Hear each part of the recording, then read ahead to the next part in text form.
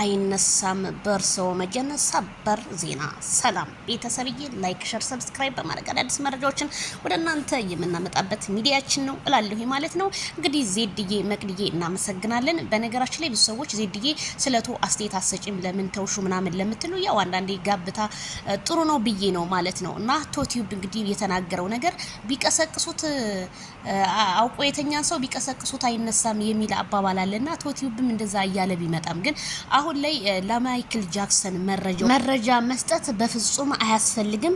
እኛ ወደ ሶሻል ሚዲያ አንጥተን እናጋፍጣለን እንጂ በፍጹም ይሄንን መረጃ ከሰጣችሁት ማለት ዲሌት ያደርገዋል። ምክንያቱም እነሱን ይሄን ነገር አላደረጉም ለማለት እያለ ነው እንግዲህ ቶቲዩብ ያው እንግዲህ ወርቁና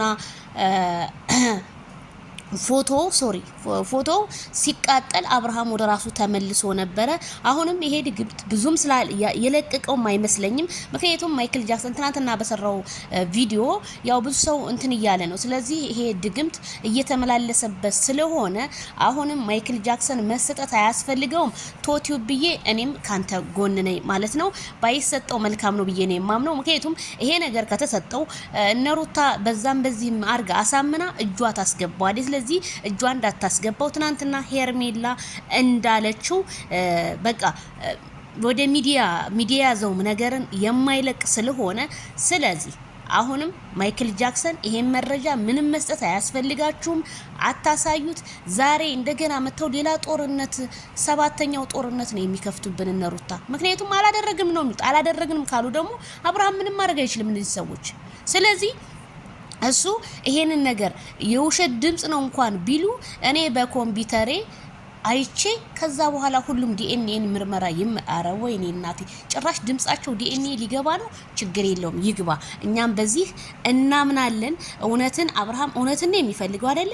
ስለዚህ አሁንም ወንድሞቹ ከጎኑ ያላችሁ ከቶ ጀምሮ ያላችሁ ወንድሞቹ እስከ መጨረሻው ድረስ ተጋፈጡለት። ማይክል ጃክሰን እንደሆነ የዋህ ነው። ይሄ የዋህነቱ ነው እስከዛሬም እንደዚህ ሊያደርገው የቻለ። እውነት የአብርሃም የዋህነት እኔ እውነቴን ነው የምላችሁ በጣም የዋህ ነው። በቃ እኔ በጣም ከምላችሁ በላይ ማለት ነው። ስለዚህ ፈጣሪ ከእንደዚህ አይነት ነገር እሱንም ይጠብቀው።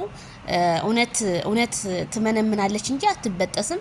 ሄርሜላ ጋር እውነት እያለ አቤላ ጋር እውነት እያለ ማይክል ጃክሰን ይሄንን ያለ ይከራከርላቸውም ነበር። የተከራከረው ይሄ መተቱ በቃ ገና አልለቀቀውም።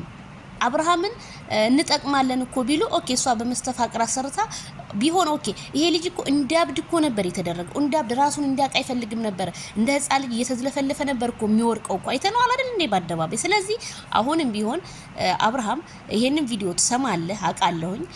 ቆም ብለህ አስበህ ህዝቡ እንግዲህ ያየብህን ነገር አይቶብሃል።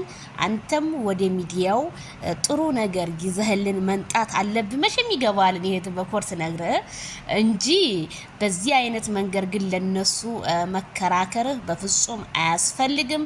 እነሱ እንደሆነ አንተን የሚቀብሩ እንጂ እውነት የሚያነሱ አይደለም። ለምን ብትል በሁለት የተከፈለ መንገድ ነው ያየነው።